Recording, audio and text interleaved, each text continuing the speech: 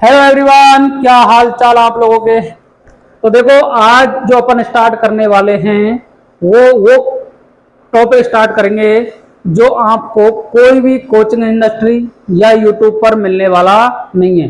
जैसे आप यदि तैयारी कर रहे हो नीट 2025 का एग्जाम दोगे 4 मई को, या फिर आरपीएससी ग्रेड 1 और ग्रेड 2 की एग्जाम दोगे, तो वहां आपको ये चीजें नहीं पढ़ाई जाती हैं। आपको थ्योरी पढ़ा देते हैं, कुछ क्वेश्चंस करा देते हैं, लेकिन अपन के जो मैक्सिमम क्वेश्चन है वो बनते हैं एनसीईआरटी से। तो मैं इस बार लेकर के आ रहा हूं एनसीईआरटी के इन टेक्स्ट क्वेश्चन की, और जो एग्जाम्पल्स दे रखे हैं उनका कंप्लीट वीडियो सॉल्यूशन। तो जो भी बच्चे एनसीईआरटी को स्किप कर रहे हैं या एनसीईआरटी से डर लगता है, उनके लिए ये क्लासें बहुत ही महत्वपूर्ण रहने वाली हैं। और ये क्लासें आपको बिल्कुल यूट्यूब पर मिलने वाली हैं। तो आपका सभी का स्वागत है कुंभज क्लासेज के यूट्यूब चैनल पर।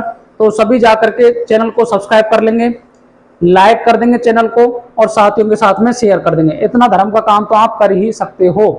तो आज अपन स्टार्ट करेंगे बिलियन चैप्टर से। क्लास 12 का चैप्टर है ये, और फिजिकल केमिस्ट्री का चैप्टर है। तो अपन देखिएगा, ये इंपॉर्टेंट आपको एनसीईआरटी बुक दिखाई दे रही है।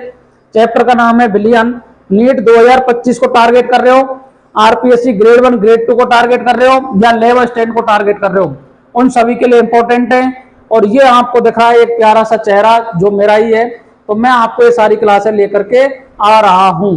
तो देखो, इसके बाद में एनसीईआरटी आधारित महत्वपूर्ण प्रश्नोत्तरी। एनसीईआरटी में जितने भी एग्जाम्पल्स या इंपॉर्टेंट क्वेश्चन दे रखे हैं उनका मैं सॉल्यूशन आपको कराने वाला हूं। और ये क्वेश्चन आपके आरपीएससी ग्रेड 1 में, आरपीएससी ग्रेड 2 में और लेवल स्टैंड में सीधे सीधे पूछे जाते हैं, क्योंकि इनमें डाटा भी चेंज नहीं होता फिजिकल केमिस्ट्री का। तो वेरी वेरी इंपॉर्टेंट चैप्टर है, वेरी वेरी इंपॉर्टेंट सेशन रहने वाला है। तो वीडियो को स्टार्टिंग से लास्ट तक जरूर देखें। आपको इस चैप्टर से क्वेश्चन 101% कोई भी कॉम्पिटिटिव एग्जाम ले लेना या बोर्ड एग्जाम ले लेना, सभी में मिलने वाला है। तो स्टार्ट करें कहानी। तो देखिएगा, चैप्टर का नाम है बिलियन, और बिलियन को बोला जाता है सॉल्यूशंस। क्या कहते हैं जी? सॉल्यूशन। ये क्लास है both medium, English medium and Hindi medium, सभी के लिए इंपॉर्टेंट रहने वाली है। ऐसा नहीं सोचें कि ये हिंदी मीडियम के लिए हैं या इंग्लिश मीडियम के लिए हैं, क्योंकि मैं जो क्वेश्चंस हैं वो दोनों ही मीडियम में लेकर के आया हूं। जिसको हिंदी में समझ में आता है वो हिंदी में समझ लो, जिसको इंग्लिश में समझ में आता है वो इंग्लिश में समझ लो। आगे जी बात समझ में? ठीक है। अब देखिएगा क्वेश्चन नंबर 1 स्टार्ट करेंगे। Example number 1.2। कहां से स्टार्ट करेंगे? Example number 1.2। क्या कहता है एग्जाम्पल 1.2? तो समझिएगा सबसे पहले कि किस तरीके से अपने को सॉल्व करना है, क्या क्या डाटा दे रखा है। सबसे पहले अपन क्वेश्चंस को पढ़ेंगे। क्वेश्चन को पढ़ने के बाद में अपन आंसर की तरफ मूव करेंगे, और जो भी कॉन्सेप्ट होगा, कॉन्सेप्ट से रेलिवेंट जितनी भी थ्योरी होगी, मैं क्वेश्चंस के साथ ही कंप्लीट करता हुआ जाऊंगा। तो आपको थ्योरी अलग से पढ़ने की कोई जरूरत भी नहीं पड़ने वाली है। तो करें स्टार्ट। तो देखिएगा, कह रहा है कैलकुलेट द मोलरिटी। सबसे पहले अपन क्वेश्चंस को पढ़ते हैं, तो आपके पास में या तो हाइलाइटर होना चाहिए या फिर आप पेन से उन चीजों को कवर कर लें जहां से आपको कॉन्सेप्ट समझ में आता है। आपको सबसे पहले बोला है कि आपको फाइंड क्या करना है? मोलरिटी फाइंड करना है। तो मोलरिटी को आप क्या करोगे? कवर कर लोगे। Of A solution containing 5 gram of NaOH in 40 ml of solution. आपको मोलरिटी फाइंड करनी है। तो मोलरिटी एक्चुअल में होती क्या है बताओ? तो मोलरिटी बोलते हैं number of moles of solute present in 1 litre solution is called molarity. और जो इसकी यूनिट होती है वो होती है मोल पर लीटर। मैंने आपको फॉर्मूला लिखाया था कि जब आप कैपिटल M फाइंड करोगे तो small n upon be in litre. यदि b आपको ml में दे रखा है तो ऊपर 1000 से मल्टीप्लाई करना है। यदि आप सीधा इक्वेशन से पहले ही उस b को लीटर में चेंज कर लेते हो तो उससे में आपको 1000 से मल्टीप्लाई नहीं करना है। लेकिन काफी बार गलतियां हो जाती हैं, तो गलतियों से बचने के लिए आपको याद रखना है, यदि बिलियन लीटर में दे रखा है तो आपको 1000 से मल्टीप्लाई ऊपर नहीं करना है, और यदि ml में दे रखा है तो बिलियन में आप 1000 का मल्टीप्लाई ऊपर की साइड करेंगे। आगे बात समझ में? तो सबसे पहले जो दे रखा है उसकी बात करते हैं। गिवन दिया हुआ क्या क्या है जी? बताओ। Weight of solute, weight of solute, solute को बोलते हैं ब्लैक। कितना दे रखा है? 5 ग्राम। कितना दे रखा है? 5 ग्राम। अब आपको पता है मोलिकुलर वेट, तो मोलिकुलर वेट NaOH का, तो 23 तो सोडियम का है, 16 ऑक्सीजन का, 1 इसका है हाइड्रोजन का, तो ये हो गया 40 ग्राम मोल इनवर्स। इसके बाद में वॉल्यूम ऑफ सॉल्यूशन कितना दे रखा है बताओ, 450 ml। अब आपको कुछ नहीं करना है, बस फॉर्मूले में इसको क्या कर देंगे, पुट कर देंगे। तो किस तरीके से करना है बताओ, तो देखो स्मॉल m कैपिटल M बराबर W upon MW into 1000 divide by B in ml। करो, W कितना दे रखा है 5 divide by 40 into 1000 divide by 450। 0 से 0 कट गई, ये 8 बार कट गया, इसके बाद में 45 9 बार कट गया, और ये 20 बार कट गया, अर्थात 20/72। 20/72। अगर इसको सॉल्व करोगे तो आएगा 0.278 मोल पर लीटर। क्या आ जाएगा, मोल पर लीटर, या इसको और कह सकते हैं 278 कैपिटल M। इस तरीके से क्या आंसर आ गया इसका बताओ, 0.278 कैपिटल M। इस तरीके से अपन को इसको सॉल्व करना है। ये क्वेश्चन आरपीएससी सेकंड ग्रेड 2011 की वैकेंसी में सीधा सीधा पूछा गया है। तो इस तरीके से अपन को ये क्या करना है जी, सॉल्व करना है। बोलो किसी को कोई समस्या परेशानी हो तो बताओ। अगर इसको अगर सिग्निफिकेंट फिगर से करेंगे तो 0.28 आंसर आ जाएगा। यदि आपको ये मल्टीपल चॉइस मिलेगा ना तो 0.28 कैपिटल M, ये इसका आंसर आने वाला है। इसलिए मैं ऑप्शंस लेकर के नहीं आया हूं बच्चों, क्योंकि ऑप्शन अपन को नहीं करना है, अपन को कंप्लीटली सॉल्व करना है किस तरीके से आंसर आता है। आगे बात समझ में। पहला क्वेश्चन, किसी भी प्रकार की कोई भी समस्या हो तो बताओ। इस तरीके से आपको ये सोचना है, ठीक है। पूछ सकता है लैब असिस्टेंट में, लैब असिस्टेंट में पूछ सकता है ये इस क्वेश्चन को, ठीक है। चलें आगे, ठीक है जी, बढ़ते हैं आगे।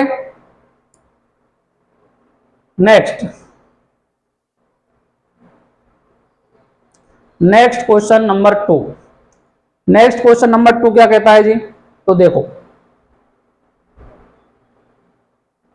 नेक्स्ट क्वेश्चन कह रहा है कैलकुलेट मोलेलिटी, क्या फाइंड करना है, स्मॉल m फाइंड करना है, of 2.5 gram of ethanoic acid CH3COOH in 70 gram of benzene.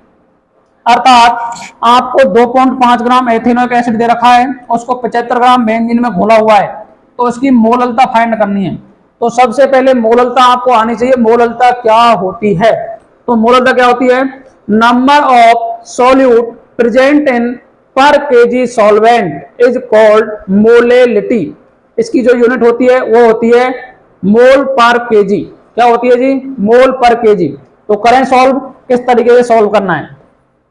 Solution, weight of solute, black का बाहर कितना दे रखा है बताओ, 2.5 ग्राम। मॉलिक्यूलर वेट पता है क्या आपको, CH3COOH का, बताओ जी कितना है। तो देखो कार्बन का 12 प्लस 3 प्लस 12 प्लस 32 प्लस 1 15, इसके बाद में 15 12 और 33, तो 5 और 2 7 3 10, 3 और 1 4 5 6 60 ग्राम मोल इनवर्स आ रहा है इसका। अगर ऐड करोगे ना तो इसका आ गया 60 ग्राम मोल इनवर्स। बोलो इस तरीके से अपन क्या फाइंड कर लेंगे, इसका मॉलिक्यूलर वेट। अब आपको वेट ऑफ सॉल्वेंट दे रखा है W इन ग्राम में 75 ग्राम। कितना दे रखा है, 75 ग्राम। अब आपको मोलिलिटी का फॉर्मूला फाइंड करना है। स्मॉल m बराबर W upon MW into 1000 divide by capital W in ग्राम। करो जी, 2.5 divide by 60 into 1000 divide by 75। Point हटा दो और जीरो लगा दो, तो 2 जीरो से 2 जीरो गई है, गई क्या, 25 से 3 बार गया ये, 25 थी 75। इसके बाद में 10/18 2 भाग, तो 0.5 18 पंजे 90, 0.55 स्मॉल m या 0.55 मोल पर केजी। क्या यूनिट आ गई इसकी? 0.55 मोल पर केजी। बोलो किसी को कोई समस्या परेशानी हो तो बताओ। इस तरीके से अपन को ये क्या करना है जी, सॉल्व करना है। किसी भी प्रकार की कोई भी समस्या कंफ्यूजन नहीं रखना है। जैसे क्वेश्चन में पूछा जाए उसी तरीके से अपन क्या करते जाएंगे, इनको सॉल्व करते हुए जाएंगे। किसी को कोई परेशानी, लिख लो इसको।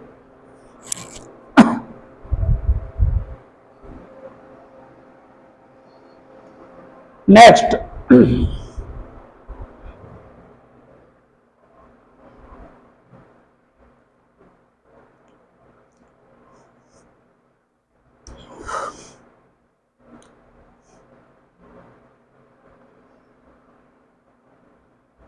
नेक्स्ट क्वेश्चन क्या कह रहा है? Calculate the mass percent of benzene and carbon tetrachloride CCl4 if 22 gram of benzene is dissolve in 122 gram of carbon tetrachloride. ये कह रहा है 22 ग्राम जो बेंजीन है वो 122 ग्राम कार्बन टेट्राक्लोराइड में घुली हुई है, तो मास परसेंट फाइंड करना है आपको। हिंदी में पढ़ के देख लो। यदि 22 ग्राम बेंजीन में, यदि 22 ग्राम बेंजीन, इसको काटो, 122 ग्राम कार्बन टेट्राक्लोराइड में घुली हुई हो तो बेंजीन एवं कार्बन टेट्राक्लोराइड का द्रव्यमान प्रतिशत ज्ञात करो।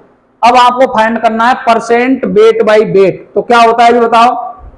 Amount of solute present in 100 gram of solution is called mass percent. अर्थात 100 ग्राम बिलियन में उपस्थित विलय का भार ही क्या कहलाता है जी? Percent weight by weight. करो सॉल्व, किस तरीके से करोगे बताओ? क्या यहां मोल निकालोगे क्या? तो आंसर आना चाहिए नहीं, क्योंकि यहां अपने को मोल नहीं फाइंड करने। तो करो सॉल्व। तो सॉल्यूशन, वेट ऑफ C6H6 कितना है जी? 22 ग्राम है। वेट ऑफ CCl4 ये कितना है जी? 122 ग्राम है। अब आपको फाइंड करना है कार्बन टेट्राक्लोराइड का द्रव्यमान, बेंजीन एवं कार्बन टेट्राक्लोराइड का द्रव्यमान प्रतिशत ज्ञात करना है। तो देखो, percent weight by weight of CCl4 निकाल लो पहले। CCl4 का कितना है? 122 अपॉन 22 प्लस 122 इंटू 100। करो सॉल्व। तो देखो ये आ गया 122 अपॉन 144 इंटू 100। ठीक है, 122 अपॉन 144 इंटू 100। इसको सॉल्व करोगे तो ये आ रहा है 84.72। अब दूसरी तरीके से अपन को percent weight by weight find करना है बेंजीन का। तो कैसे करोगे? 22 अपॉन 144 इंटू 100। इसको सॉल्व करोगे तो ये आएगा 15.28%। कितना आएगा जी? 15.28%। दूसरा तरीका और है इसका करने का। दूसरा तरीका क्या है? जैसे आपने पहले इसका निकाल लिया कार्बन टेट्राक्लोराइड का, तो कार्बन टेट्राक्लोराइड के में से माइनस कर दो, 1 में से माइनस कर दो 84.72। तो इसको सॉल्व करोगे तो ये भी कितना आएगा? 100 में से करना है। किस में से करना है? क्योंकि देखो टोटल जो वैल्यू है वो 100 ग्राम है, तो 100 में से इसका कितना परसेंट निकला है? 84.72। 84.72। तो ये कितना आएगा? इससे भी 15.28। कितना आ जाएगा? 15.28%। इस तरीके से ये क्वेश्चन पूछा जाता है। बोलो किसी को कोई समस्या परेशानी हो तो बता सकते हो। दिख रहा है क्लियर? ठीक है जी, चलें आगे। बोथ मीडियम के लिए इंपॉर्टेंट रहने वाली है क्लास इंपॉर्टेंट सभी के लिए ये, क्योंकि एनसीईआरटी को सभी स्किप करते हैं, लेकिन अपन स्टार्ट वहीं से करेंगे जहां दुनिया छोड़ती है। जिसको दुनिया छोड़ेगी उसको अपन सॉल्व करेंगे, क्योंकि परेशानी का, समस्या का सामना एक बार करना ही पड़ता है। तो आप केमिस्ट्री से रेलिवेंट जितनी भी समस्याएं हैं जीवन की, उन सभी समस्याओं के लिए जुड़ सकते हैं अपने कुंभज क्लासेज के यूट्यूब चैनल से। आगे बात समझ में? लाइक शेयर सब्सक्राइब आप करते चले। आगे जी, चलो जी नेक्स्ट चलते हैं। नेक्स्ट क्वेश्चन क्या कह रहा है जी? लो क्या कहता है, बोलो पढ़ो। नेक्स्ट क्वेश्चन क्या कह रहा है? नेक्स्ट क्वेश्चन कह रहा है जी, calculate the mole fraction of benzene in solution containing 30% by mass in carbon tetrachloride. ये कह रहा है कि 30 ग्राम, कितनी है? 30% का मतलब, परसेंट का टोटल मतलब होता है 100, तो 30% का मतलब हो गया 30 ग्राम बेंजीन प्रेजेंट है किसमें? 70 ग्राम कार्बन टेट्राक्लोराइड में। तो करो सॉल्व। 1 बिलियन में बेंजीन का 30 द्रव्यमान प्रतिशत कार्बन टेट्राक्लोराइड में घुला हुआ है, तो बेंजीन के मोल अंश की गणना करो। बेंजीन के मोल अंश की गणना करनी है। तो सॉल्यूशन, वेट ऑफ बेंजीन कितना है? तो बोलोगे 30 ग्राम है जी। मॉलिक्यूलर वेट ऑफ बेंजीन कितना है? ये कितना है? 78 ग्राम मोल इनवर्स, क्योंकि बर्चिंग 72 और 6 78 हो जाएगा। उसके बाद में weight of CCl4, weight of CCl4 कितना है? 70 ग्राम है जी। MW ऑफ CCl4 कितना है? तो देखो कार्बन का होता है 12 और इसको करोगे यहाँ तो 142 आएगा, क्योंकि एक का होता है 35.5 इंटू 4 है, तो 4 पंजे 20, 4 पंजे 20 और 2 22, 4 तिया 12, 12 और 2 14, 142 आ रहा है। तो अर्थात दोनों को मिलाओगे तो 154 ग्राम मोल इनवर्स आने वाला है आंसर। ठीक है जी। इस तरीके से ये डाटा तो आपको जमाना आना चाहिए। इसके बाद में अपन को बात करनी है कि मोल फ्रैक्शन ऑफ C6H6। तो एक्चुअल में मोल फ्रैक्शन होता क्या है बच्चों? तो मोल फ्रैक्शन होता है कंपोनेंट के मोल अपॉन टोटल मोल जो प्रेजेंट है सॉल्यूशन में, इनका रेशो ही क्या कहलाता है जी? मोल फ्रैक्शन कहलाता है। करो सॉल्व। किस तरीके से करोगे? तो C6H6 कितना है? अब आपको इससे पहले मोल फाइंड करने पड़ेंगे जी। मोल फाइंड करने के लिए सबसे पहले मैं बात करता हूं NC6H6 की। तो बताओ कितने? 30/78। यदि मेरे को N फाइंड करने हैं CCl4 के, तो बताओ 70 डिवाइड बाई 154। करो सॉल्व इनको। अब देखिएगा इनको जब सॉल्व करेंगे अपन, तो सॉल्व करने के बाद में ये आएगा 0.384 और इसको सॉल्व कर लोगे तो ये आएगा 0.45। ये देखो कैलकुलेशन मैंने कर रखी है सारी, क्योंकि टाइम बेकार होगा, वीडियो लंबा खींच जाएगा। लंबा खींचना नहीं है अपने को कॉन्सेप्ट समझ में आना चाहिए। कैलकुलेशन तो क्वेश्चन चेंज होते ही बदल जाएगी, लेकिन कॉन्सेप्ट नहीं बदलने वाला है। तो देखो ये 45 आ गया, ये 0.384 आ गया। ठीक है जी। अब मेरे को करना है S6 कितना है N। तो देखो इसमें NC6H6 divide by NC6H6 plus NCCl4 निकाल लो। तो NC6 कितना है? 0.384 डिवाइड बाई 0.384 प्लस 0.45। इसको करोगे सॉल्व तो ये आपका जो आंसर आएगा जी सर, ये आ जाएगा 0.459। कितना आ जाएगा? 0.459। ये क्या आ जाएगा? आंसर आ जाएगा। अब आप कहोगे सर मेरे को निकालने हैं HCCl4 के, तो कुछ नहीं करना है बच्चों, 1 में से कम कर दो 0.459 को। 1 में से जैसे ही कम करोगे तो ये आ जाएगा 0.541। ये क्या आ गया? इसका मोल फ्रैक्शन। तो दोनों के मोल फ्रैक्शन अपन को फाइंड करना आना चाहिए। एक का पूछा है, दोनों के अपन कर सकते हैं। ये क्वेश्चन सारे रिपीटेड होते रहते हैं, समय के साथ में रिपीटेड होते रहते हैं, तो इसलिए अपन को स्कोर करना है। तो स्कोर करने के लिए अपन को एनसीईआरटी को तो फॉलो करना ही पड़ेगा। एनसीईआरटी तो अपन को करना ही करना है। इसके अलावा आप सॉल्व कर सकते हो एलन की सीट, एलन की सीट के अलावा सॉल्व कर सकते हो जो आपको कोचिंग में मैटर दिया हुआ है। सबसे पहले एनसीईआरटी, एनसीईआरटी के बाद एलन की सीट, एलन की सीट के बाद में अगर फिजिकल में करना चाहते हो नरेंद्र अवस्थी, ऑर्गेनिक में MS चौहान, और इनऑर्गेनिक के अंतर्गत कर सकते हो आप JD ली। इन तीनों क्वेश्चन, तीनों बुक को कर सकते हो।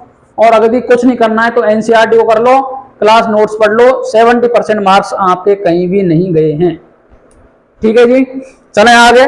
चलो नेक्स्ट।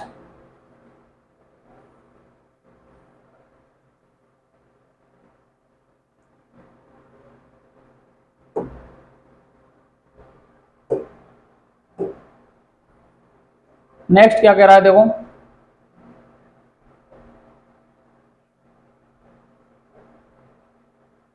नेक्स्ट देखो क्या कहता है next question, calculate the molarity, calculate the molarity of each of following solution. अब पहले दो क्वेश्चन दे रखे हैं इसमें, 30 ग्राम ऑफ CONO3 का होल टू 6H2O ये दे रखा है इन 4.3 L लीटर सॉल्यूशन।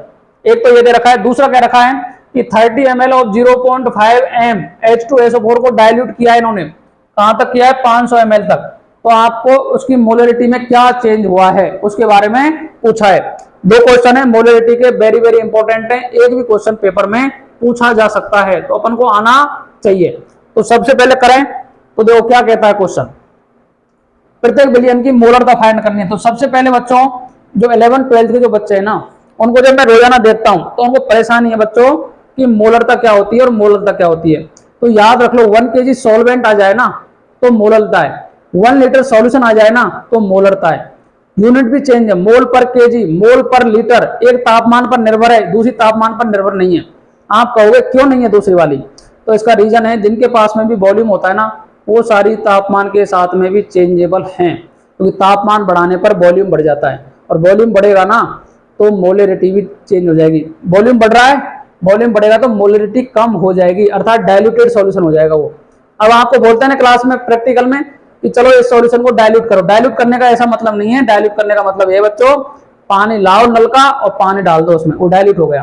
कंसंट्रेट करने का मतलब उसमें आपको जो भी सॉल्यूशन दे रखा है उसकी मात्रा को बढ़ाते हुए जाओ, पानी की मात्रा को कम कर दो तो हो गया कंसंट्रेट। आगे कहानी समझ में, चलो जी करें। तो देखो सबसे पहले आपको इसका मॉलिक्यूलर वेट आना चाहिए, किस तरीके से करना है बताओ। CO का होता है 59, नाइट्रोजन 2 हैं तो हो गया 28, ऑक्सीजन 6 है, 3 दूनी 6 तो 16 छिक्की 96 प्लस 6 × 18 क्योंकि एक जल के अणु का 18 होता है। तो बताओ कितना आ गया 59, 28, 96 और 18 छिक्की 108, कितना आ रहा है 9 और 8 17, 17 और 6 23, 23 और 8 31, 5 और 2 7, 7 और 9, 9 और 7 16, 16 और 3 19 और ये 2, कितना आ रहा है 291, कितना आ रहा है जी 291। तो इसलिए इसका जो मॉलिक्यूलर वेट है, सबसे बड़ी महाभारत तो मॉलिक्यूलर वेट में ही है बच्चों को, तो इसका जो मॉलिक्यूलर वेट आएगा ना वो आएगा 291 ग्राम मोल इनवर्स। ठीक है जी। अब आपको फाइंड करनी है तो सबसे पहले सॉल्यूशन करता हूं मैं 1 नंबर क्वेश्चन का। 1 नंबर क्या कहता है जी, W दे रखा है आपको 30 ग्राम, मॉलिक्यूलर वेट भी दे रखा है आपको 291 ग्राम मोल इनवर्स, आपको B दे रखा है जी 4.3 लीटर में। कैपिटल M वाला फॉर्मूला लगाओ, W/mW × 1/B इन लीटर। करो 30 / 291 × 1/4.3, करो सॉल्व इसको। इससे जो सॉल्व करोगे तो आपका जो आंसर आएगा ये आ जाएगा 0.024 m, 0.024 m। अब देखो इसकी यूनिट है ना मोलरिटी की, काफी बार कंफ्यूजन करने के लिए बच्चों को क्या करता है यूनिट चेंज कर देता है। तो बच्चों याद रखना, मैंने आपको बताया भी था क्लास में 1 ml बराबर होता है 1 सेंटीमीटर क्यूब के, 1 डेसीमीटर क्यूब बराबर होता है मीटर क्यूब, 1 लीटर के डेसीमीटर का क्यूब किससे बराबर होता है 1 लीटर के, ये याद रख लेना। तो यूनिट चेंज हो जाती है इसकी, देखो मोल पर लीटर बोल सकता हूं मैं, मोल पर डेसीमीटर क्यूब बोल सकता हूं और कैपिटल M बोल सकता हूं। तो इसलिए इन यूनिटों को क्या करोगे याद रख लेना, तीनों यूनिट में से कोई भी दिख जाए ना वही हमारी करेक्ट यूनिट होने वाली है। सेकंड क्वेश्चन क्या कह रहा है, 30 ml को 0.5 H2SO4 को 500 ml तनु करने पर, अर्थात जो सेकंड क्वेश्चन है वो कह रहा है डाइल्यूशन का। डाइल्यूशन का फॉर्मूला होता है M1V1 बराबर M2V2। अब देखो यहां यदि इक्विवेलेंट की बात करते हैं नॉर्मेलिटी की तो अपन को n फैक्टर से मल्टीप्लाई करना पड़ता है, लेकिन यहां ऐसी कोई भी कहानी नहीं है, मोलरिटी फाइंड करते हुए n फैक्टर का कोई भी काम नहीं है। तो देखो 30 × 0.5 m मेरे को फाइंड करना है 500 ml तक किया है इसको, तो m बराबर 30 × 0.5 डिवाइड बाई 500, ठीक है, पॉइंट हटाया 0 बढ़ा दीजिए, एक जीरो से एक जीरो कट गई, ये 5 से 100 बार कट गया, ठीक है। 100 बार कटते कितना आ गया बताओ, 0.03 एम। अब मेरे को बताओ, डायल्यूशन जैसे ही किया इन्होंने तो कंसंट्रेट जो H2SO4 है, कंसंट्रेशन कम हुई है या बढ़ी है बताओ, 0.5 से 0.03 हो गई, अर्थात कंसंट्रेशन क्या हो गई, कम हो गई 0.03, अर्थात ये कंसंट्रेशन क्या हो गई, कम होती चली गई। जैसे जैसे पानी बढ़ाओगे ना तो कंसंट्रेशन क्या हो जाएगी, कम हो जाएगी। मोलरिटी इनवर्सली प्रोपोर्शनल होती है वॉल्यूम के, यदि वॉल्यूम को बढ़ाते हुए जाओगे ना तो कंसंट्रेशन क्या हो जाएगी, कम हो जाएगी। बोलो आया सॉल्यूशन समझ में? देखिएगा एक बार,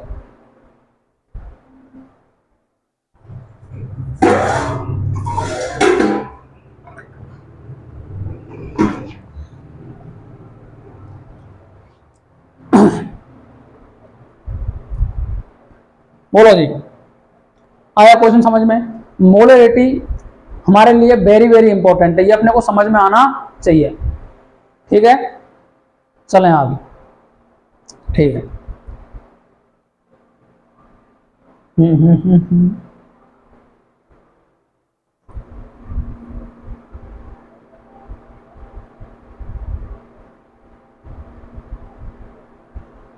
टक टक टक,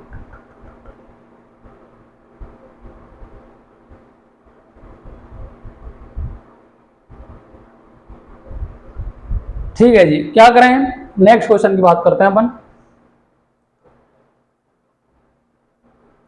नेक्स्ट क्वेश्चन,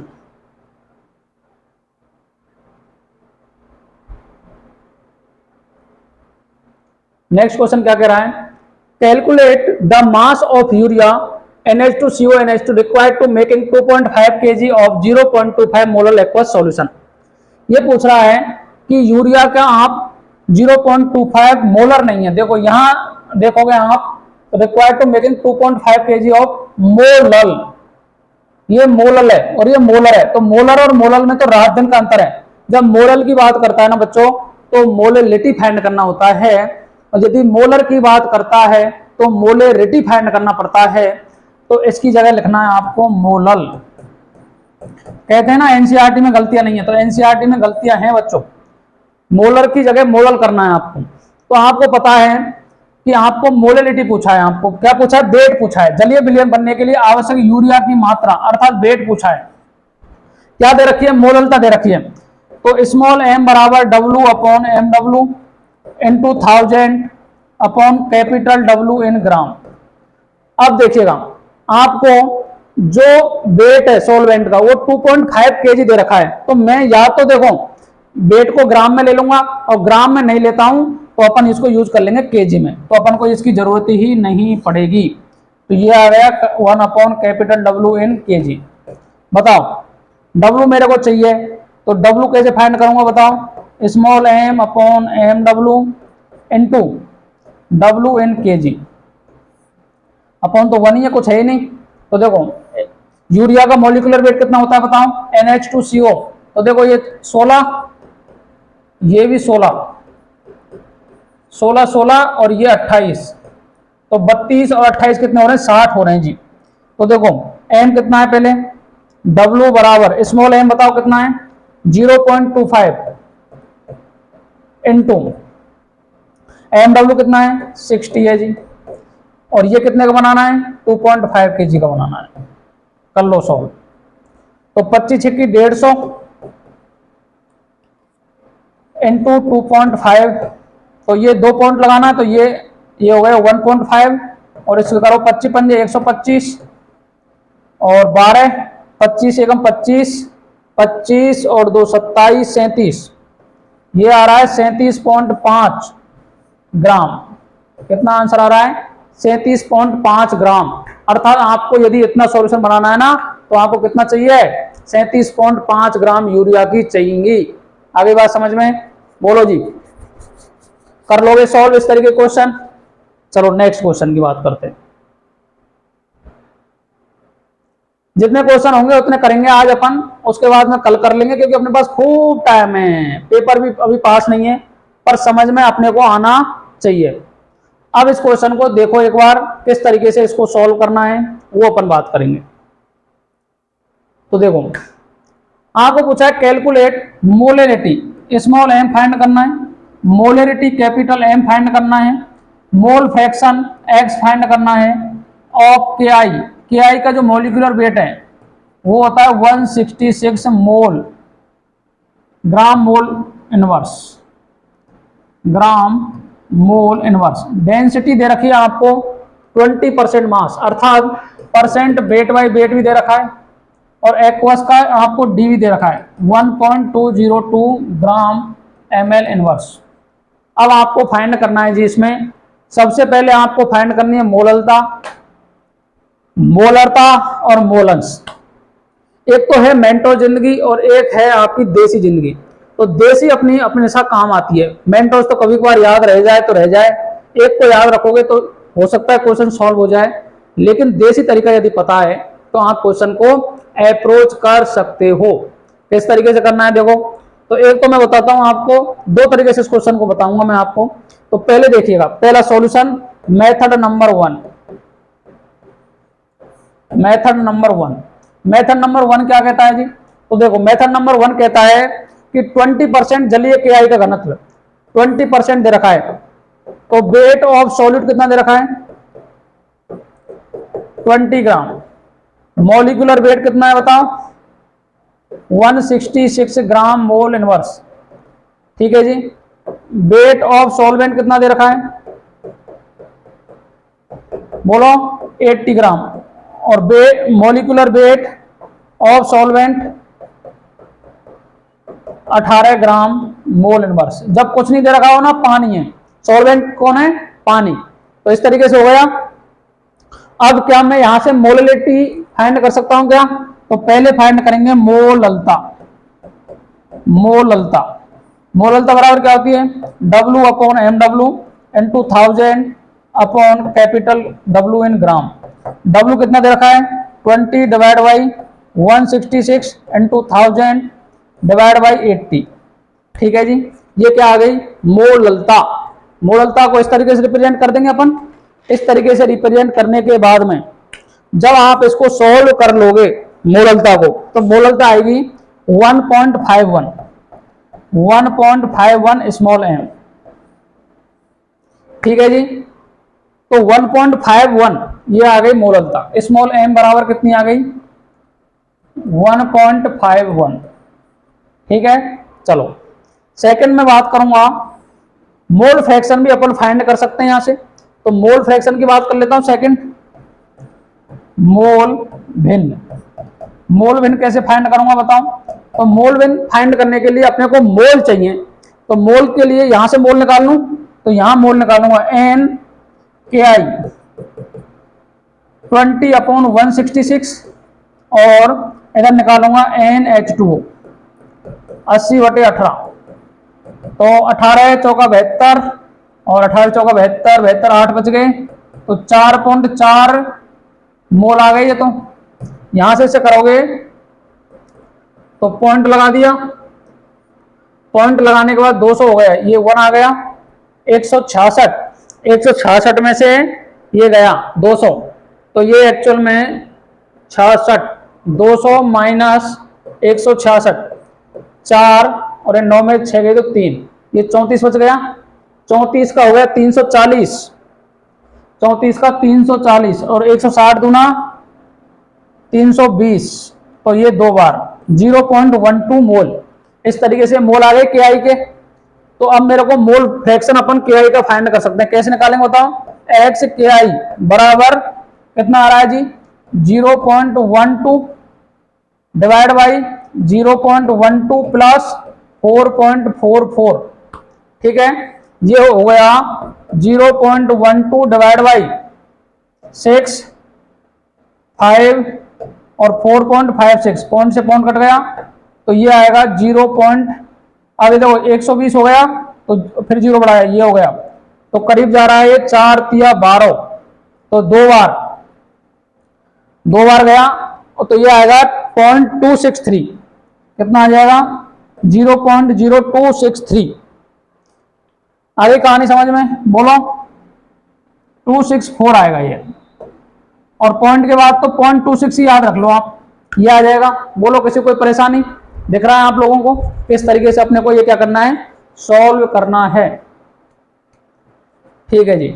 अब देखिएगा मोल वैल्यू भी आ गई।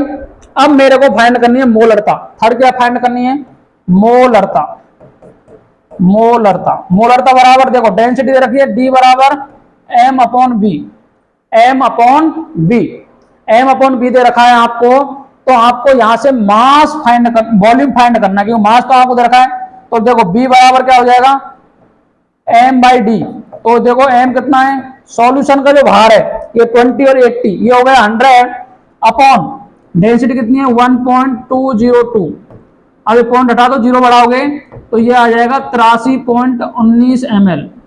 इसको सॉल्व करोगे कितना आ जाएगा, 83.19 ml।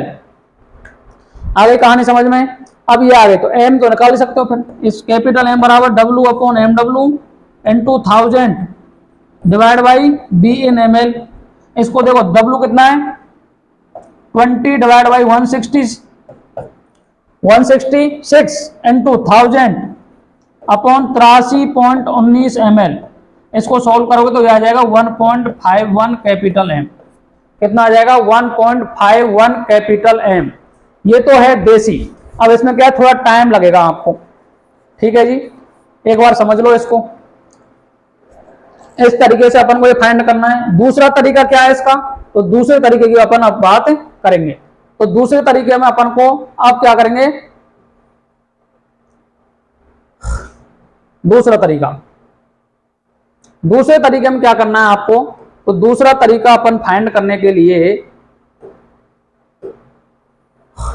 देखो, अब मैंने आपको इंपॉर्टेंट फॉर्मूलों की बात की थी। कितने इंपॉर्टेंट फॉर्मूले अपने पास, 3 ही इंपॉर्टेंट फॉर्मूले हैं जिनसे आपको आंसर आ सकता है। तो देखो सबसे पहले मैंने आपको फाइंड की स्मॉल एम बराबर आया 1.45 स्मॉल एम। अब मैं टाइम बेकार नहीं करूंगा, कैपिटल एम आया 1.51 कैपिटल एम, और एक्स आया आपका 0.0264। अब इसकी कोई यूनिट नहीं है, तो इस तरीके से ये तो इनके आंसर आ गए। लेकिन दूसरा तरीके से किस तरीके से इसको सॉल्व कर सकते हैं, तो दूसरा तरीका क्या कहता है जी, कैपिटल एम बराबर percent weight by weight into 10 into D divide by M W. Percent weight by weight कितना है 20 इंटू 10 इंटू 1.202 डिवाइड बाई 166। इसको जब सॉल्व कर लोगे आप, तो आपको जो आंसर मिलने वाला है वो है 1.51 कैपिटल एम। ठीक है जी। दूसरा क्या कहता है, स्मॉल एम बराबर 1000 into M divide by 1000 into D minus M into M W. तो 1000 इंटू एम कितना निकला 1.51 निकला, अपॉन 1000 इंटू 1.202 माइनस 1.51 इंटू 166। जब इसको सॉल्व करोगे तो ये आएगा 1.45 स्मॉल एम। कितना आ जाएगा 1.45 स्मॉल एम। इसके बाद अपन बात करते हैं नेक्स्ट एक्स। एक्स के लिए क्या फॉर्मूला है मोल फ्रैक्शन के लिए जी, तो मोल फ्रैक्शन के लिए है स्मॉल एम बराबर X B upon 1 minus X A into 55.55। Small M कितना निकाला 1.45 इक्वल टू एक्स बी, अर्थात एक्स बी में कितना आ गया बताओ 55.55 X B upon 1 minus X A B, X B, ये भी एक्स बी है ऊपर, तो एक्स बी। अब ये सॉल्व कर लो तो 1.45 minus 1.45 X B equal 55.55 X B. X B बराबर क्या आ जाएगा बताओ 1.45 डिवाइड बाई, इसको उधर ले जाओगे तो ये 5 और 5 10, और ये 5 और 4 9 10, और ये 55 और 57 के करीब आ जाएगा, ये 57 आ गया। इसको जब एक्स बी को सॉल्व करोगे तो ये आएगा 0.0264 इस तरीके से क्या जाएगा आपका आंसर आने वाला है। इस फॉर्मूले से भी कर सकते हो, उस फॉर्मूले से भी कर सकते हो। बोलो कैसी लगी कहानी, बताइए जी। ठीक है, चलें आगे। ये क्वेश्चन को मैं दो तरीके से आपको सोल्व करके बताया है, जौन सा तरीका आपको अच्छा लगे उसी तरीके से आप इसको क्या कर सकते हो, कर सकते हो। बोलो, हालातों की भट्टी में तुम मुझे जब जब झोंकोगे, बनकर निकलूंगा सोना, तुम मुझे कब तक रोकोगे। अर्थात जितनी भी ज्यादा परेशानियां आती हैं, संघर्ष जितना ज्यादा होगा, सफलता उतनी ही ज्यादा अपने को मिलने वाली है। आगे जी कहानी समझ में। नेक्स्ट चलते हैं आगे नेक्स्ट क्वेश्चन पे।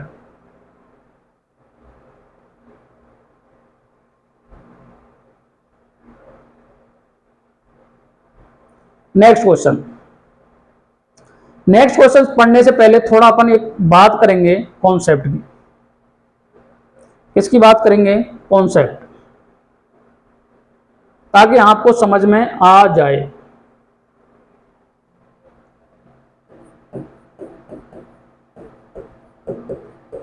एक पढ़ेंगे अपन हेनरीज लॉ और एक मैं बताऊंगा आपको राउल्स लॉ।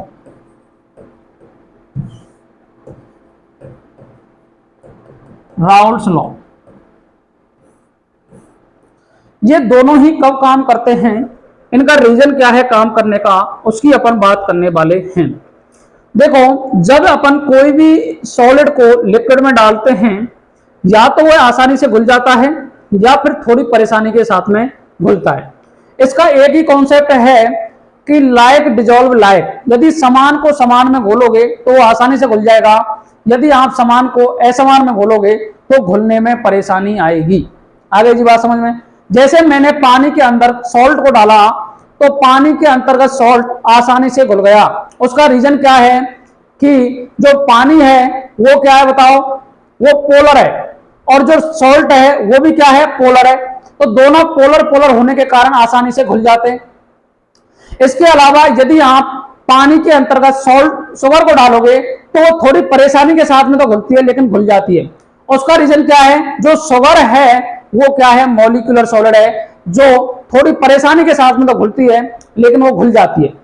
लेकिन इसके विपरीत में बात करूं, यदि आप पानी के साथ में नेपथलीन डाल दो, एंथ्रासीन डाल दो, बेंजीन डाल दो, क्या वो घुलेंगी? क्या? तो वो नहीं घुलती हैं। इसका मतलब क्या समझ में आया आपने को कि यदि कोई भी पोलर सॉल्वेंट है वो पोलर सॉल्यूट को ही अपने अंतर्गत घोलता है, यदि नॉन पोलर सॉल्यूट है तो नॉन पोलर सॉल्वेंट में ही वो घुलने वाला है।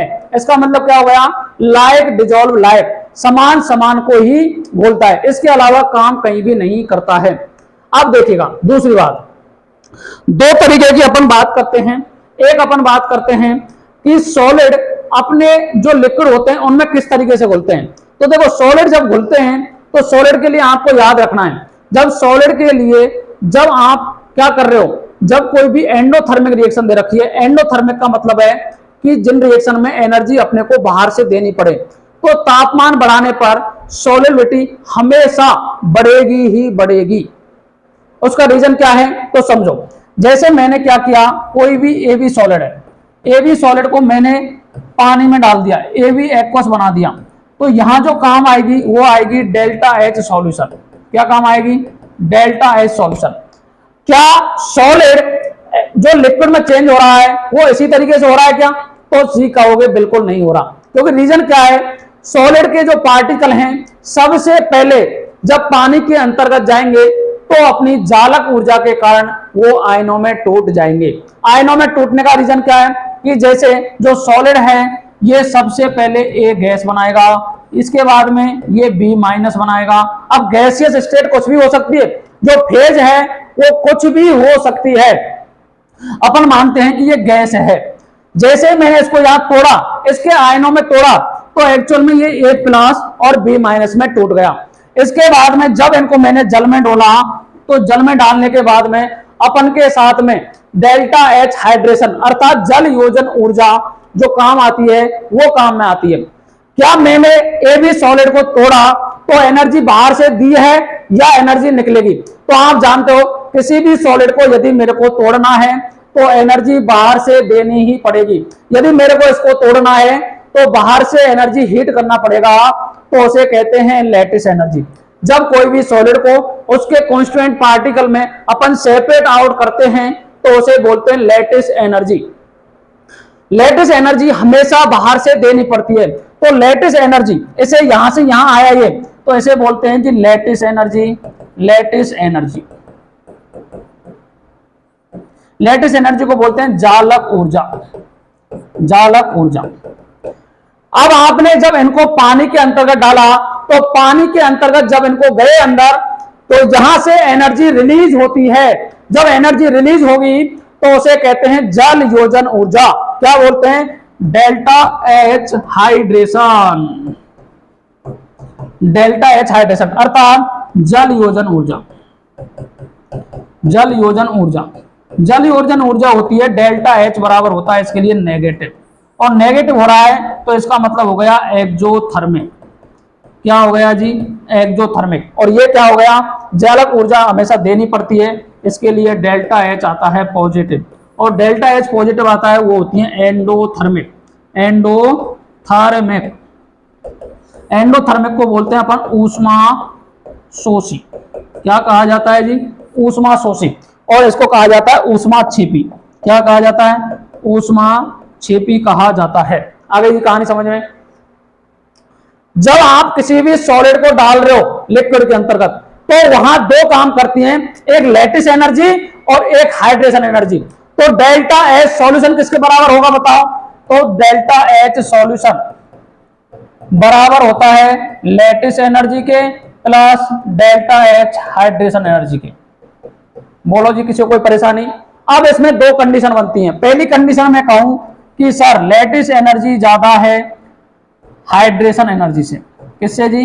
हाइड्रेशन एनर्जी से ज्यादा है।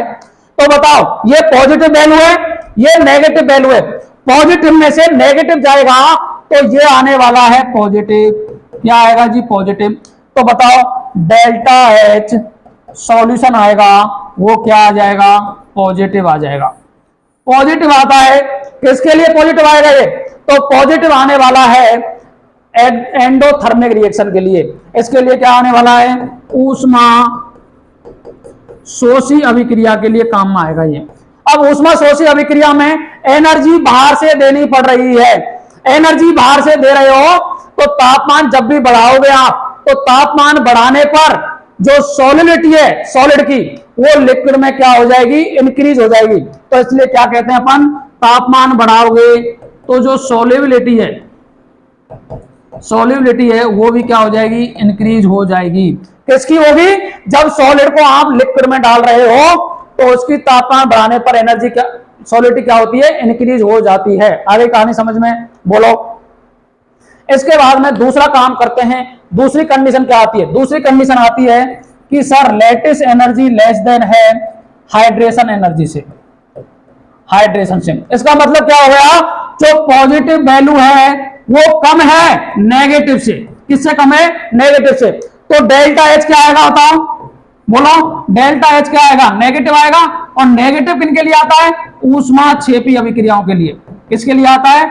ऊष्मा छेपी अभिक्रियाओं के लिए। अब बताओ, जब पहले से ही एनर्जी रिलीज हो रही है और आप तापमान बढ़ाते हुए जा रहे हो, तो उनके लिए सॉल्युबिलिटी हो जाती है कम। यदि आप क्या करोगे? तापमान को बढ़ाओगे। क्या करोगे जी? तापमान को इंक्रीज करोगे तो सॉल्युबिलिटी क्या हो जाएगी? सॉल्युबिलिटी क्या हो जाएगी? डिक्रीज हो जाएगी। आगे कहानी समझ में।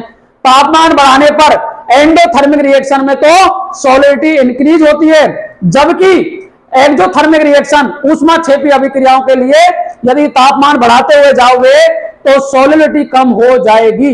आगे बात समझ में। ये सभी के लिए काम में आती है।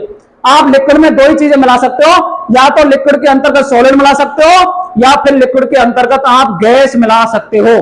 तो गैस के जो पार्टिकल हैं उनमें लेटिस एनर्जी कभी भी काम नहीं करती है, क्योंकि उसके पार्टिकल, गैस के पार्टिकल तो पहले ही दूर दूर रहते हैं, तो उनमें लेटिस एनर्जी काम नहीं करती है। लेटिस एनर्जी कहां काम करती है?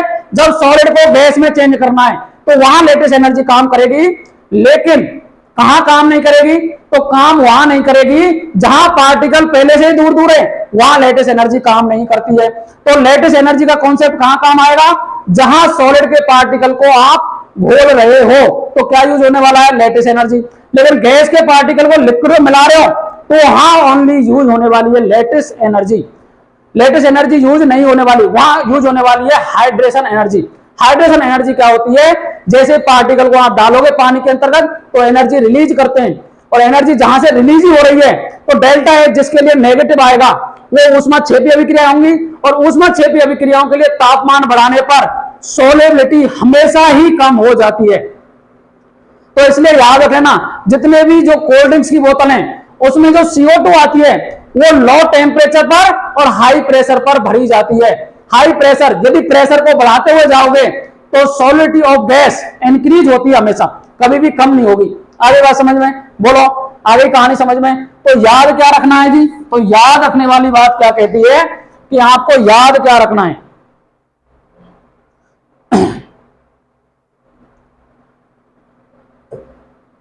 याद क्या रखना है, याद रखना है आपको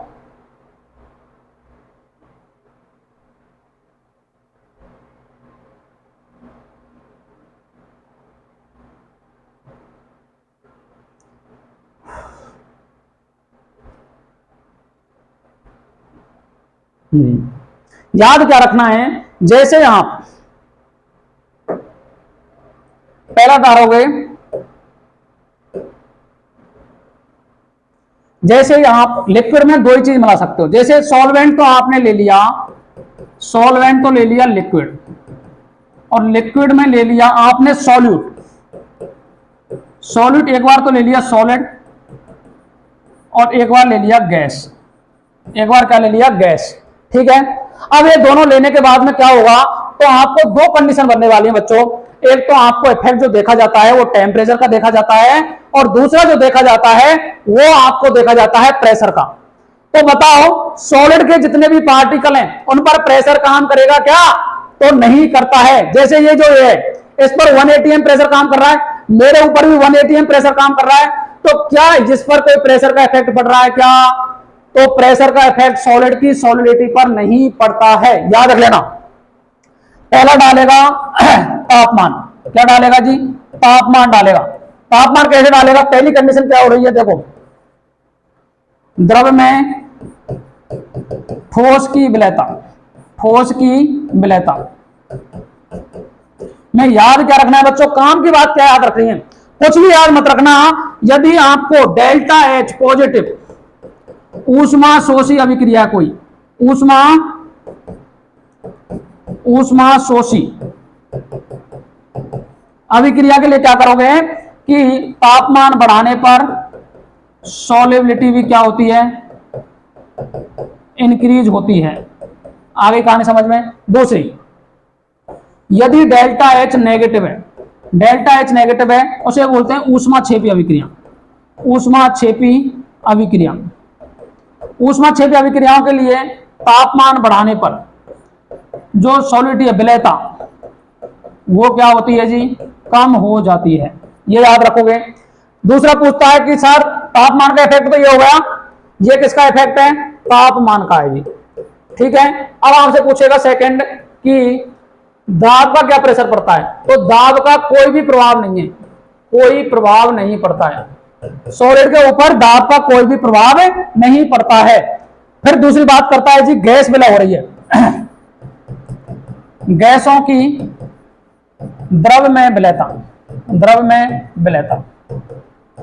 अब देखो गैस के पार्टिकल तो पहले दूर दूर है, पहले दूर दूर है, तो जालक ऊर्जा काम नहीं करने वाली है, और जालक ऊर्जा नहीं काम करेगी तो काम क्या करेगी, ओनली जल योजन ऊर्जा, और जल योजन ऊर्जा तो स्वयं ही क्या है, नेगेटिव है, और नेगेटिव होने के कारण दूसरा क्या याद रखना है, दूसरा याद रखोगे जो गैस हैं वो ऊष्माक्षेपी अभिक्रिया होती हैं, ऊष्माक्षेपी अभिक्रियाएं।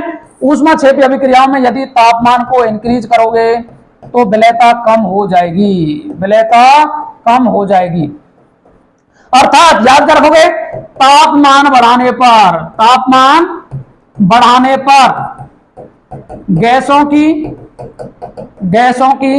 द्रव में विलयता, द्रव में विलयता घट जाती है, घट जाती है। दूसरी बात करेंगे दाब की, और जो दाब की बात करता है, दाब की बात करने के लिए ही अपन पढ़ते हैं हेनरी और राल्स लॉ। तो हेनरी क्या कहता है दाब के लिए कि जो गैसों की द्रव में विलयता है, तो गैसों की द्रव में विलयता है वह डायरेक्टली प्रोपोर्शनल होती है पार्शियल प्रेशर ऑफ गैस जो काम कर रहा है किस पे, द्रव की सतह पर। अर्थात जो भी गैस आपने डाली है किसमें, लिक्विड में, उसके ऊपर जितना भी प्रेशर काम करेगा ना, तो वो प्रेशर डायरेक्टली प्रोपोर्शनल होता है किसके, गैस की विलेयता के। अर्थात अब पढ़ेंगे अपन हेनरी लॉ। दाब के लिए कौन कौन से काम आया, Henry law, HENRY, Henry law. Henry law की बात करेंगे, यही इंपॉर्टेंट है, इसके क्वेश्चन है आगे, इसलिए मैं इसको पढ़ा रहा हूं आपको। ठीक है, कैसे करेंगे बात आगे समझिएगा। लिखेंगे हेनरी का नियम,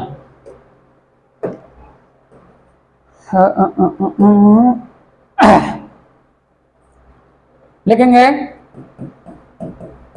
हेनरी का नियम। हेनरी का नियम क्या कहता है, सुनो। हेनरी का नियम एक तो काम करता है नियत ताप पर, लिखेंगे नियत ताप पर काम करता है। ये किस पर काम करता है, नियत ताप। ताप को फिक्स करना पड़ेगा आपको, ताप को फिक्स कर दोगे तब कौन काम करेगा, हेनरी का नियम। ठीक है, तो हेनरी क्या कहता है,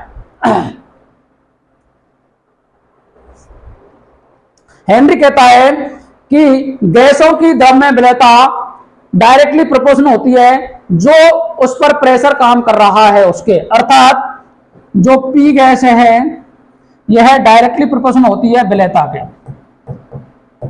किसके बराबर होती है, विलेयता के बराबर होती है। अब जो विलेयता है उसको यहां अपन यूज करते हैं मोल भिन्न की टर्म में, तो solidity in use in terms of mole fraction. तो विलेयता जो एस है उसको अपन यूज करते हैं मोल भिन्न के रूप में, किसमें यूज करते हैं, मोल भिन्न के रूप में। देखिएगा जो पी गैस है यह डायरेक्टली प्रोपोर्शनल होगा एक्स गैस के, किसके बराबर होगा, एक्स गैस के। अब कोई भी कांस्टेंट वो हटेगा तो पी है गैस बराबर के एच एक्स गैस, ये आ गया। एक्स गैस क्या होता है एक्चुअल में बताओ, P gas equal to K H N gas upon N total, ये बराबर होगा क्या, बोलो। यदि आपको मोल फ्रैक्शन नहीं दे रखा है तो मोल दे रखे होंगे तो मोल से फाइंड करना पड़ेगा इसको। ठीक है, अब देखो क्या कह रहा हूं मैं, पी गैस डायरेक्टली प्रोपोर्शनल है सॉल्युबिलिटी के। अर्थात जैसे जैसे प्रेशर बढ़ाते हुए जाओगे तो क्या होगा बताओ, सॉल्युबिलिटी ऑफ गैस बढ़ती हुई जाएगी। यदि KH की वैल्यू इंक्रीज होगी, KH की वैल्यू इंक्रीज होगी तो क्या होगा बताओ, सॉल्युबिलिटी ऑफ गैस डिक्रीज हो जाएगी। सॉल्युबिलिटी ऑफ गैस क्या हो जाएगी, डिक्रीज हो जाएगी। रीजन क्या है, P तो डायरेक्टली प्रोपोर्शनल है लेकिन KH क्या है, इनवर्सली प्रोपोर्शनल है। इसलिए नीट 2024 में आपको KH की वैल्यू दे रखी थी और पूछा था कि सबसे ज्यादा कौन सी गैस विलयशील होगी, तो वो कहां से पता पड़ेगी आपको बताओ। तो आगे बात समझ में, यदि आपको पी गैस और एक्स गैस के मध्य ग्राफ खींचना पड़े तो स्ट्रेट लाइन आएगा। बोलो, ये HCl गैस ली है जिसका ग्राफ क्या आता है, सीधा आता है। इसलिए याद रखो जो टेम्परेचर है, टेम्परेचर बढ़ाने पर जो सॉलिडिटी गैस है वो कम होती जाती है। सॉलिडिटी कम क्यों हो रही है बताओ, कम होगी तो जितने भी एक्वेटिक स्पीसीज हैं वो ठंडे प्रदेश में रहना पसंद करती हैं ना कि गर्म प्रदेश में। तो उसका रीजन क्या है बताओ, टेम्परेचर बढ़ाने पर गैसों की जो विलेयता है वो कम हो जाती है। अर्थात उनको गैस ही नहीं मिलेगी और गैस नहीं लगेंगे तो मरने लगेंगे, इसलिए वो कहां जाएंगे बताओ, ठंडे प्रदेशों की ओर जाते हैं। आगे बात समझ में। दूसरी एप्लीकेशन क्या क्या है हेनरी लॉ के, तो हेनरी लॉ के एप्लीकेशन है, 3 एप्लीकेशन है जो अपने को आने चाहिए। कौन कौन से एप्लीकेशन है, तो देखो एप्लीकेशन की मैं बात करता हूं तो एप्लीकेशन में 3 एप्लीकेशन है। सबसे पहले जो अपन Coke, cold drinks, Mirinda, Dew, कोई भी फेंटा या कोई भी सोडा वाटर पीते हैं उसमें आपने देखा होगा बोतल, ये बोतल है, बोतल के ऊपर की साइड में व्हाइट व्हाइट कुछ भरा रहता है, वो CO2 गैस है जो हाई प्रेशर पर और लो टेम्परेचर पर क्या जाती है, भरी हुई जाती है। क्यों भरी जाती है, क्योंकि देखो समझो, यदि प्रेशर को बढ़ाओगे आप तो सॉलिडिटी ऑफ गैस लिक्विड में क्या होगी, इंक्रीज हो जाएगी। लेकिन जैसे आप ढक्कन को खोलते हो, ऊपर ढक्कन को खोलोगे तो हाई प्रेशर पर जो गैस भरी हुई थी वो लो प्रेशर की ओर जाना चाहेगी, लो प्रेशर की ओर जाती है तो क्या है, गैस एक साथ सर की हवा के साथ में बाहर निकल जाती है। लेकिन गलती के साथ में यदि आप कोई भी मजाक के रूप में उस बोतल को क्या कर देते हो, शेक कर देते हो, हिला देते हो, हिलाने के बाद में जो सॉलिडिटी CO2 है वो उसमें लिक्विड में मिली हुई है, तो जब वह कम प्रेशर की ओर जाती है तो अपने साथ में कुछ लिक्विड को भी लेकर के जाती है। तो इसलिए ढक्कन खोलने से पहले जो भी कोल्ड ड्रिंक वगैरह है उसको अपन को हिलाते नहीं है, ताकि वो गैस आसानी पूर्वक निकल जाए। यदि आप लिक्विड के साथ हिलाओगे तो गैस क्या है, बाहर की ओर निकल जाती है। तो याद क्या रखना है, जितने भी सोडा वाटर हैं उनमें गैस को हाई प्रेशर पर भरा जाता है। एक बात तो ये हो गई। दूसरा एप्लीकेशन क्या कहता है, जितने भी गोताखोर हैं, स्कूबा डाइवर्स, ये क्या होते हैं, गोताखोर पानी के अंदर जाते हैं। अब बताओ, यहां प्रेशर है और इधर प्रेशर है, या मैं समझाऊं आपको इसको इस तरीके से, ये ऊपर जा रहे हो और ये आ रहे हो नीचे। यहां काम कर रहा है 1 ATM, या बोलूं 1 बार, या बोलूं 10⁵ पास्कल, इतना काम कर रहा है। देखो जी, मेरे ऊपर 1 ATM काम कर रहा है प्रेशर, मैं ऊपर जाऊंगा प्रेशर कम होगा, मैं नीचे जाऊंगा प्रेशर बढ़ेगा। जब गोताखोर पानी के अंतर्गत जाते हैं तो पानी के अंतर्गत जा रहे हैं तो धरती से नीचे की ओर जा रहे हैं, नीचे की ओर जा रहे हैं, तो जब हाइट कम होगी तो प्रेशर बढ़ेगा, और प्रेशर बढ़ता है तो उनकी जो नसें हैं ऑक्सीजन को ज्यादा कंज्यूम करने की स्थिति में रहेंगे। बोलो, प्रेशर बढ़ने के साथ में सॉलिडिटी ऑफ गैस क्या हो जाएगी, बढ़ जाएगी। तो गोताखोर जमीन से नीचे जा रहे हैं तो प्रेशर बढ़ रहा है नीचे की साइड, ऊपर जाने पर प्रेशर कम होता है, नीचे जाने पर प्रेशर बढ़ता है। तो प्रेशर बढ़ेगा तो सॉलिडिटी ऑफ गैस अर्थात गैसों की विलयता हमारे शरीर के अंतर्गत जाएगी। कुछ समय के बाद जब गोताखोर समुद्र की सतह पर आते हैं तो जो हाई प्रेशर पर जो गैस हमारे शरीर के अंतर्गत ली गई थी, वह गैस क्या करेगी, कम प्रेशर की ओर जाना चाहेगी। कम प्रेशर की ओर जाना चाहेगी तो नसों के अंतर्गत जो भी ऑक्सीजन गई है वो ऑक्सीजन बाहर निकलना चाहेगी, तो उस कारण में क्या हो जाते हैं, हमारी नसें फटने के चांस होते हैं। और नसें फटने के चांस होते हैं, उन्हें बोलते हैं बेंड्स। क्या कहा जाता है, बेंड्स, जिनसे हमें क्या होती है, तकलीफ होती है। जो भी अंदर जाएगा उसे क्या होगी, तकलीफ होती है, उसे बोलते हैं बेंड्स। जबकि जितने भी ऊंचाई के ऊपर रहते हैं वहां प्रेशर कम है, प्रेशर कम है तो ऑक्सीजन लेने में परेशानी आती है, और जब ऑक्सीजन लेने में परेशानी आती है तो इसे रोग को बोलते हैं एनॉक्सिया। क्या बोलते हैं, एनॉक्सिया। नीचे जाने पर तो रोग होगा बेंड्स, और ऊपर जाने पर काम होगा जी, क्या होगा बताओ, एनॉक्सिया। क्या होगा, एनॉक्सिया, ये रोग होता है। तो अब गोताखोर पानी के अंदर जा रहे हैं, उनको बचने के लिए क्या करते हैं, उनके सिलेंडरों में इनर्ट गैस भरी हुई जाती है। इनर्ट गैस इसलिए भरते हैं ताकि वो सॉलिडिटी को क्या कर दे, कम कर दे, ताकि वो उतनी ही ऑक्सीजन ले पाए जितनी यहां ले रहे थे। इतनी ही लेंगे तो इससे क्या होगा, गैस की सॉलिडिटी कम रहेगी, तो वो इतनी ही गैस लेंगे तो बाहर आने पर उनको कोई भी परेशानी का सामना नहीं करना पड़ेगा। नीट 2023 में यह क्वेश्चन पूछा गया था कि गोताखोर जब पानी के अंतर्गत जाते हैं तो उनके सिलेंडर में हीलियम गैस क्यों मिलाते हैं। ये 2023 में पूछा गया क्वेश्चन है। उसका रीजन एक ही है, क्योंकि हीलियम है इनर्ट गैस जो सॉलिडिटी ऑफ गैस को क्या करता है, मेंटेन रखता है। अर्थात जितनी अपन यहां जितनी भी गैस कंज्यूम कर रहे हैं, गोताखोर उतनी ही पानी के अंतर्गत भी उसको कंज्यूम करेंगे। तो इसलिए जब बाहर की साइड आएंगे तो गैस का प्रेशर सेम रहेगा, तो उन्हें कोई भी परेशानी का सामना नहीं करना पड़ेगा। बताओ जी, आगे कहानी समझ में? तो देखो इस तरीके से अपन को आना चाहिए। उसके बाद में सेकंड अपन अगली बार, आज अपन बात करते हैं अब क्वेश्चंस की। नेक्स्ट क्वेश्चन क्या कह रहा है इसको समझ लो एक बार। देखो ये जो टेबल दे रखी है वेरी वेरी इंपॉर्टेंट है, जो अपन को याद होनी चाहिए। तो देखो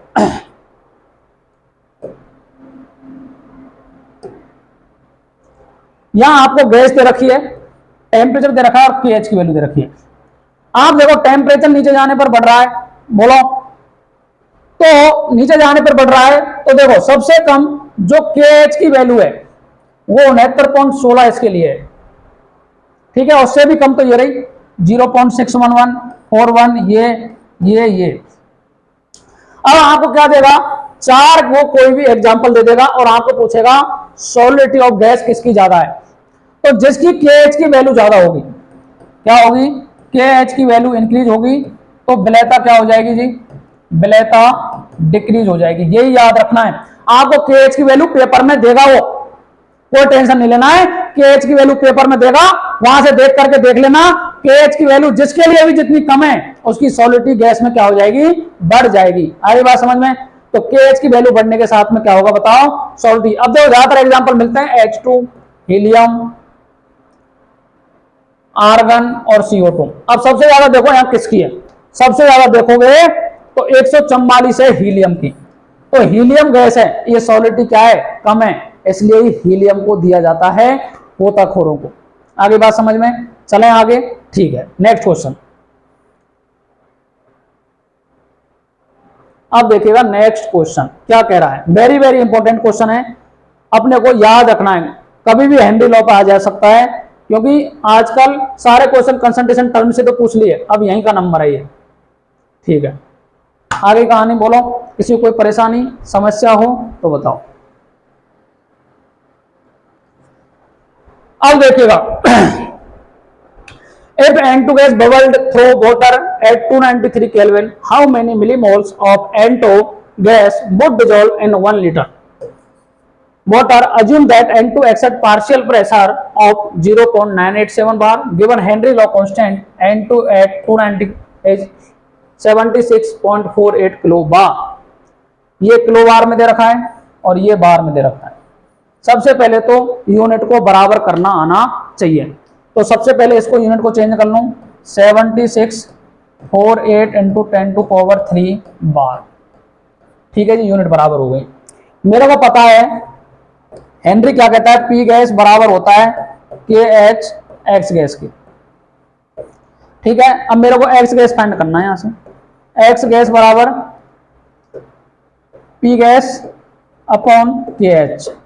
पी गैस कितना दे रखा है, यूनिट देखो सेम है दोनों की, ठीक है। पी गैस कितना दे रखा है, पी गैस KH की वैल्यू तो इधर रखी, तो KH की वैल्यू है 7480, ठीक है जी। डिवाइड बाय, और डिवाइड किससे कर, और भाग किस में देंगे इसका, 0.987, ठीक है जी। अब इसको करोगे तो 10⁻³ आ जाएगा, ये पॉइंट हट गया, ठीक है जी। इसको ऊपर ले लो, एक जीरो को,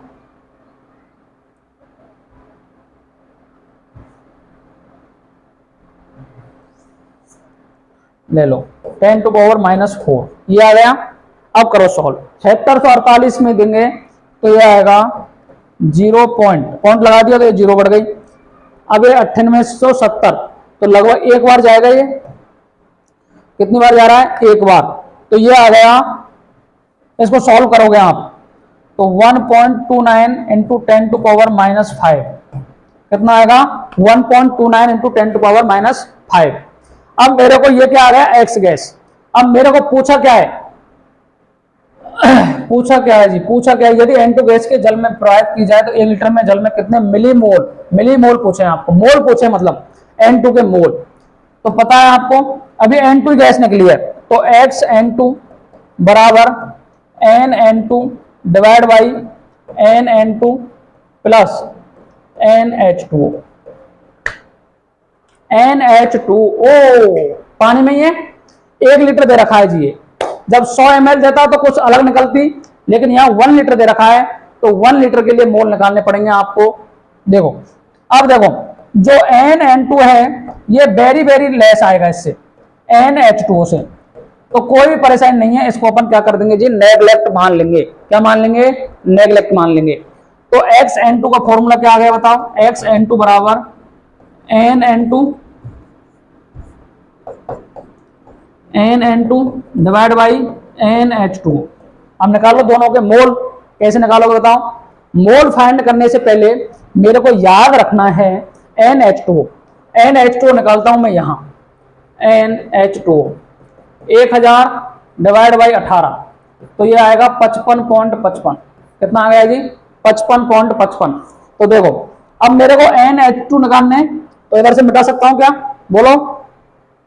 एक्स गैस का मान रख लेता हूं मैं, एक्स गैस का मान कितना आ रहा है, 1.29 इंटू 10⁻⁻5, ये आ गया x(n2). ठीक है, अब मैं मिटा रहा हूं इसको, देखिएगा।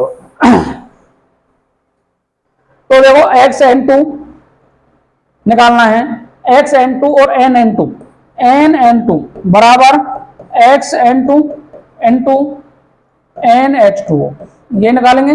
x(n2) कितना है बताओ, 1.29 इंटू 10⁻⁻5 इंटू 55.55। करो जी, n(n2) कितना आ गया इसको करने के बाद में, n(n2) आ जाएगा,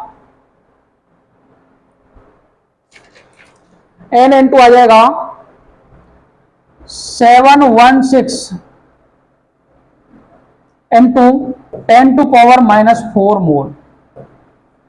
कितना आ गया, 716 इंटू 10⁻⁻, इसको मल्टीप्लाई करो जब इतना आ जाएगा ये। अब बताओ इसको और क्या लिख सकता हूं मैं, बोलो। अब आपको पूछा क्या है, मिलीमोल। मिली का मतलब होता है 10⁻3, क्या होता है 10⁻3। मोल को मिली में चेंज कर रहे हो, अर्थात बड़ी संख्या को छोटे में करते हैं तो मल्टीप्लाई करते हैं। तो 716 इंटू 10⁻⁻4 इंटू 10⁻3, ये हो गया मिलीमोल। ठीक है जी, अब यहां से एक कट जाएगी, ये माइनस बचेगा, तो ये आ गए 0.76 mm मिलीमोल, 0.716 मिलीमोल, ये आंसर आपका आ गया। बोलो किसी को कोई समस्या परेशानी हो तो बताओ, कैसा लगा क्वेश्चन। अब बात करते हैं नेक्स्ट क्वेश्चन की।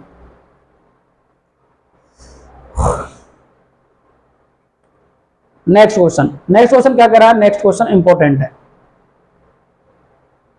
पढ़िएगा क्वेश्चन को।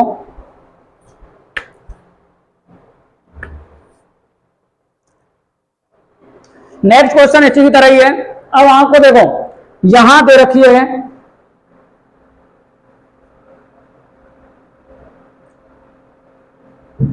एक H2S, एक toxic gas with rotten X-like smell is used the qualitative analysis if the solubility of H2S in water STP is 0.195. Calculate the Henry law constant. सड़े हुए अंडे जैसी गंध वाली विषैली गैस H2S गुणात्मक विश्लेषण में उपयोग की जाती है। यदि H2S गैस का जल में STP पर विलेयता 0.195 हो तो हेनरी कांस्टेंट की गणना करो। अर्थात 0.195 m, कैपिटल M दे रखा है आपको। एक्चुअल में ये क्या है बताओ, 0.195 मोल है, मोल ऑफ H2S। यही कहूंगा क्या मैं इसको, बोलो जी, यही कह सकता हूं क्या, तो ये कह सकते हैं। आगे जी कहानी समझ में। तो सबसे पहले अपन को याद रखना है,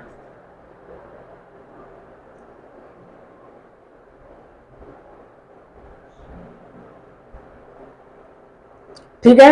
अब देखो आपको फॉर्मूला पता है, पी गैस बराबर के एच एक्स गैस, यही है। अब मेरे को फाइंड करना है के एच, हेनरी कांस्टेंट। तो पहले लिखो के एच बराबर P gas upon x gas, यही आएगा एक्स गैस।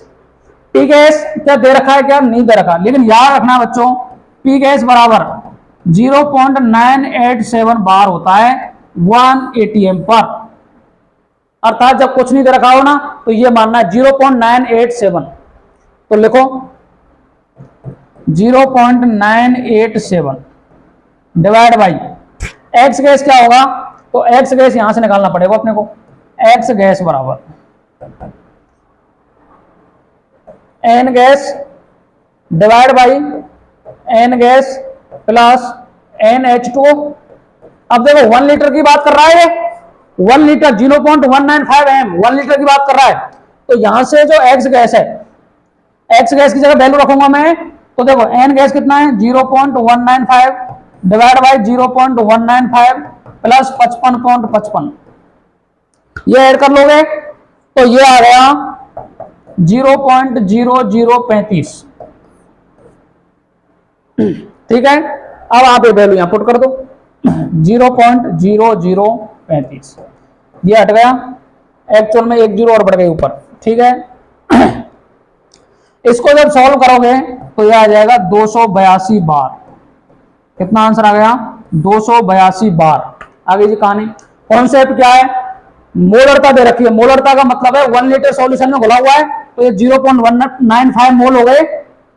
इसके बाद में पी गैस अपने को याद रखना है, जब कुछ नहीं दे रखा हो तो 0.987 अर्थात 1 के बराबर इसको यूज ले सकते हैं।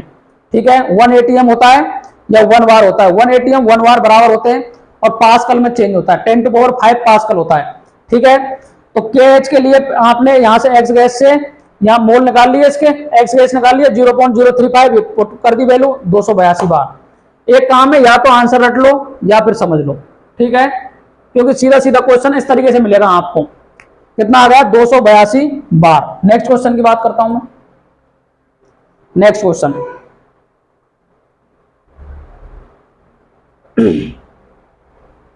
नेक्स्ट क्वेश्चन क्या कहता है जी,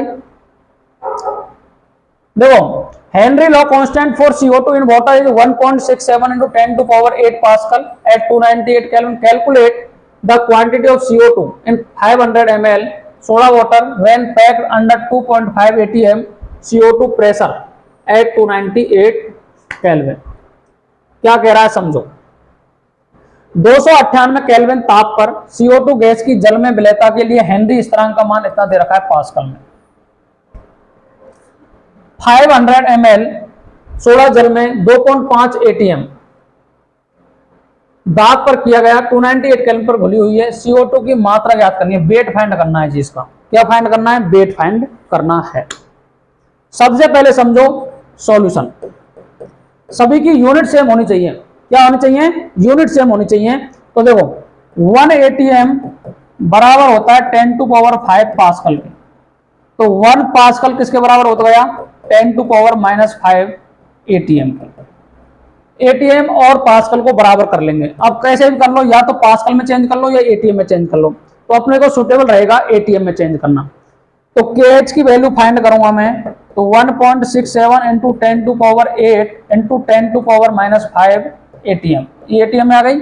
इसको सॉल्व करोगे तो 1.67 इंटू 10⁻³ एटीएम आ गई है। ठीक है जी। पी गैस कितना दे रखा है, पी गैस दे रखा है आपको 2.5 एटीएम।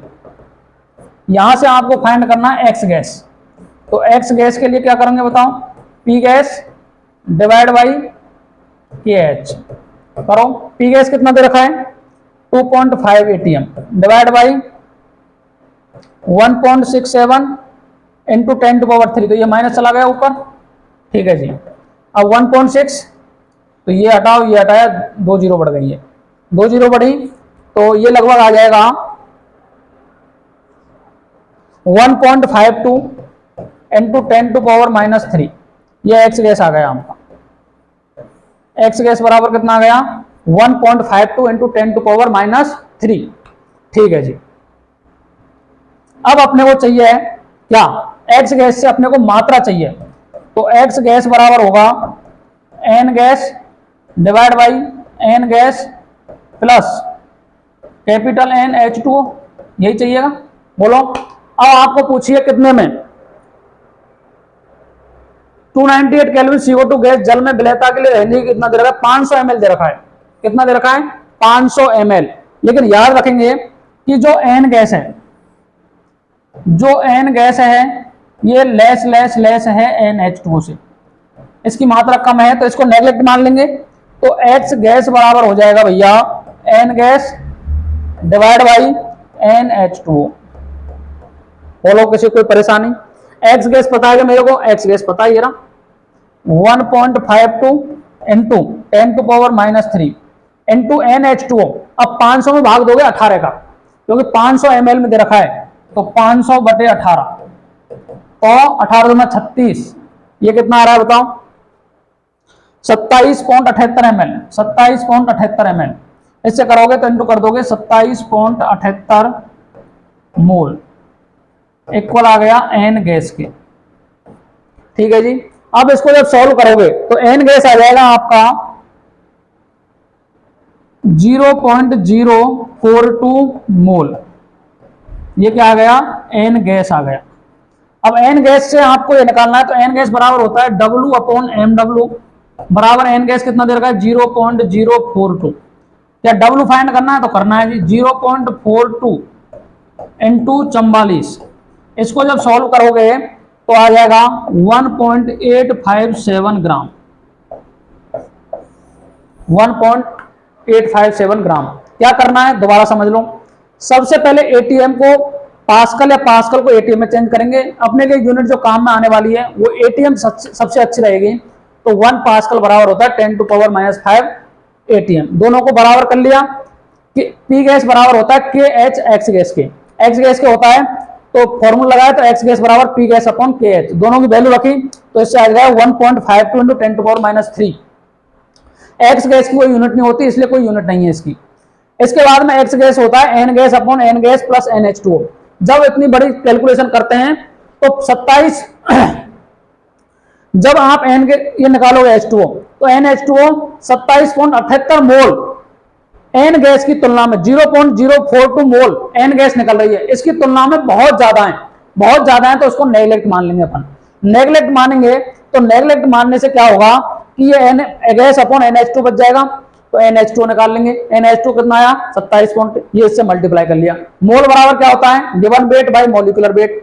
तो मॉलिक्यूलर वेट आपको CO2 का पता है 44 होता है, C प्लस O2 तो 12 प्लस 32 ये होता है 44, तो उससे मल्टीप्लाई कर दिया तो क्या आ गया वेट आ गया। कैसी लगी क्लास कमेंट में जाकर के जरूर बताएं और साथियों के साथ में वीडियो को शेयर कर दें और जितना ज्यादा हो सके अपनी पढ़ाई में चार चांद लगाने के लिए कुंभज क्लासेस के यूट्यूब चैनल से रोजाना जुड़ें ताकि आपके जितने भी एनसीईआरटी बेसिस कॉन्सेप्ट है वो सारे क्लियर होते चले जाएं। अभी ये कॉन्सेप्ट पूरा कंप्लीट नहीं हुआ है, अपन इसका जो नेक्स्ट वीडियो है वो भी अपन लेकर के आएंगे क्योंकि अभी देखो इसमें काफी क्वेश्चन है। क्वेश्चन की मैं बात करूं तो अभी बहुत क्वेश्चन है जो इंपॉर्टेंट अपने और क्वेश्चन में पूछे जाते हैं। जैसे देखो ये अभी देखो राउल्स लॉ पर है, राउल्स लॉ के बाद में अपन कोलिगेटिव प्रॉपर्टीज पर है। तो इस तरीके से अपन की अभी 15 पीपीटी हुई हैं, 31 पीपीटी टोटल जो अपने को करनी है, इसलिए याद रखें।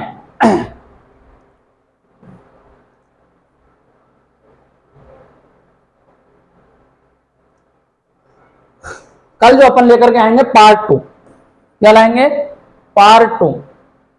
तो इसलिए कुंभज क्लासेस के यूट्यूब चैनल को सब्सक्राइब कर लें भैया, साथियों के साथ में शेयर कर दें। जय हिंद जय भारत, मिलते हैं कल नेक्स्ट वीडियो के साथ में Raoult's law and colligative property. Radhe Radhe.